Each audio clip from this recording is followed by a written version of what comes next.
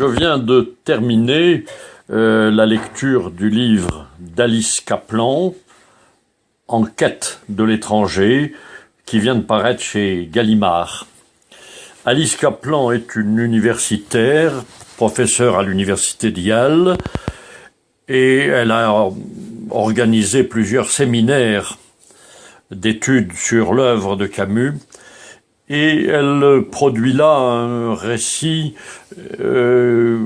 extrêmement intéressant, très recherché, plein de renseignements nouveaux et analysés d'une manière nouvelle sur l'étranger. Ce roman d'Albert Camus, premier roman, qui a eu un succès énorme, qui est un des livres les plus lus dans le monde encore aujourd'hui. Et ce livre est le récit de la naissance de ce roman. D'abord, il faut savoir que Camus avait écrit avant cela un roman qui s'appelait La mort heureuse, mais il avait été très déçu des critiques qui avaient été émises sur ce livre, notamment par Jean Grenier, son professeur de philosophie à Alger, qui avait été très dur, et au point même que Camus s'était demandé si il devait continuer à écrire. Et là, L'étranger va être le premier roman dont Alice Kaplan analyse la façon dont il est né, les éléments qu'il a utilisés dans sa vie, le fait divers de la bagarre sur une plage, le souvenir de ce que son père avait vécu en regardant une exécution capitale, le fait d'avoir été avec son frère à un enterrement à l'hospice de Marengo, enfin toutes sortes de faits de sa vie réelle qu'il a transposés dans ce roman. Elle raconte aussi comment ce roman est d'une particulière originalité en ce qui concerne le style, à la fois par des phrases courtes, directes, et inspiré d'une certaine manière,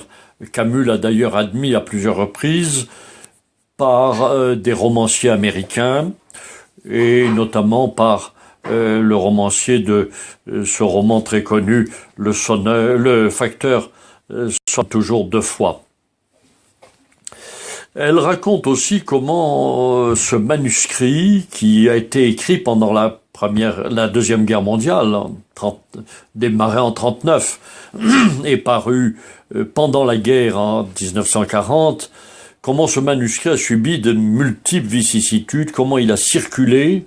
Il n'y avait pas, je le rappelle, à l'époque, l'Internet, et le manuscrit a circulé pendant cette période de guerre entre l'Algérie et la France, adressé à divers interlocuteurs qui l'ont tout de suite beaucoup admiré et qui ont tout fait pour qu'il soit édité. Je pense notamment à Malraux et à Pascal Piat, qui ont été les chevilles ouvrières de la parution de ce roman, qui a enfin été accepté par Gallimard, publié donc par Gallimard, et qui a tout de suite connu un assez grand succès, avec des critiques qui quelquefois ne l'ont pas totalement compris, mais qui ont toutes mis en évidence la qualité de l'œuvre, la nouveauté du style de Camus, et qui ont presque tous ces critiques considéré qu'ils avaient affaire là à une œuvre absolument remarquable, jusqu'à Jean-Paul Sartre, qui a écrit, comme ça arrive souvent en ce qui concerne Camus, la chose la plus juste à propos de l'étranger. La critique de Sartre a déclenché effectivement le fait que cette œuvre est devenue une œuvre petit à petit mondialement connue. Elle explique aussi de manière approfondie et très intéressante comment très vite ce roman a été traduit en Angleterre, aux États-Unis, toujours dans cette période incertaine de la guerre et tout juste après la guerre, et comment il a, là aussi aux États-Unis, connu un très grand succès. Il y a dans ce récit de l'histoire de l'étranger, une analyse également très intéressante sur les tentatives de transposition de l'œuvre, et notamment au cinéma, avec une partie captivante sur les rapports qu'il y a eu entre Visconti, qui a fait la première adaptation de l'étranger, et les ayants droit de Camus, puisque Camus était décédé, avec un certain nombre de difficultés pour ne pas que l'œuvre et que ce qu'avait voulu Camus soit trahi. On apprend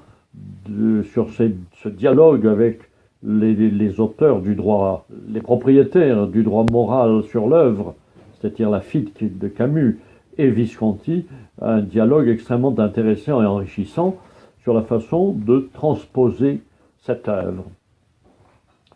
Il y a aussi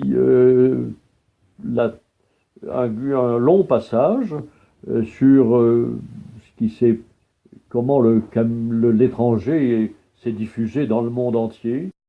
et jusqu'à l'œuvre récente sur laquelle Alice Kaplan s'étend assez largement, de Kamel Daoud, Morceau contre-enquête, où elle fait l'analyse de l'œuvre également de Kamel Daoud. Le livre se termine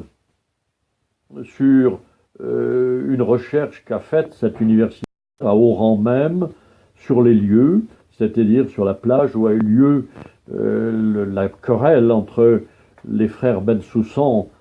et ce qui est dans l'étranger l'arabe, et elle va retrouver la famille, elle, de cet arabe, dont on apprend le nom, l'histoire, à la fin de ce livre, et c'est extrêmement captivant. Le seul regret que j'exprimerai sur ce livre, c'est que dans le fond, elle n'aborde pratiquement pas, ou très peu, la façon dont cette œuvre a été reçue en Algérie par les Algériens, et où pourtant il y aurait beaucoup à dire sur ce qui s'est écrit, notamment sur le fait qu'il ne nomme pas l'arabe, et qui a été pour les Algériens une sorte de traumatisme littéraire, à mon sens, un peu excessif.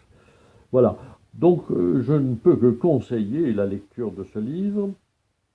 car on y retrouve beaucoup de lieux camusiens dont j'ai parlé dans mes précédentes chroniques, et où on a une vue sur ce roman et sur l'œuvre de Camus en général, nouvelle, novatrice et fort bien écrite. Voilà, merci.